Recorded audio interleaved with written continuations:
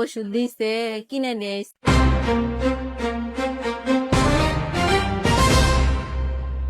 বর্ষার মৌসুমে ডায়রিয়া রোগীর সংখ্যা বাড়লেও বগুড়ার ধুনট উপজেলায় স্বাস্থ্য কমপ্লেক্সে দেখা দিয়েছে স্যালাইনের সংকট। প্রয়োজনীয় স্যালাইন না পেয়ে চরম ভোগান্তিতে পড়েছেন রোগী ও তাদের স্বজনরা। রোগীর অবস্থা খুব একটা ভালো না।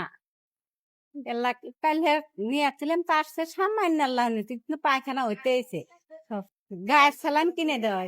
শিশু ডায়রিয়া এটা তো কিনে আনতে জানি, ওইলে মনে হয় কিনে আনছে। প্রতিদিনই হাসপাতালে ভর্তি হচ্ছে ডায়রিয়া আক্রান্ত রোগী, ফলে স্যালাইনের চাহিদাও বেড়েছে কয়েক গুণ। কিন্তু সরবরাহ স্বাভাবিক না থাকায় দ্রুত ফুরিয়ে যাচ্ছে হাসপাতালের মজুদ।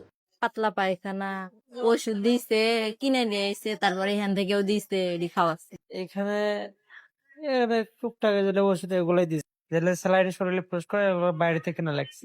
অনেক রোগীকে হাসপাতালের বাইরে থেকে কিনে আনতে হচ্ছে স্যালাইন। এতে বাড়ছে চিকিৎসা ব্যয় আর বিপাকে পড়েছে নিম্ন আয়ের পরিবারগুলো। এই ধুনট স্বাস্থ্য কমপ্লেক্সে আমরা বগুড়ার মধ্যে সবচেয়ে রিমোট এরিয়াতে আমরা এই হসপিটালটা চালাচ্ছি। যে জুলাই আগস্ট মাস এখন হলো ডায়রিয়া এবং ডেঙ্গু রোগীর প্রাদুর্ভাব অনেক বেড়ে গেছে। তো যার ফলে আমাদের হাসপাতালে প্রচুর পরিমাণে ডায়রিয়া এবং ডেঙ্গু রোগী আসতেছে।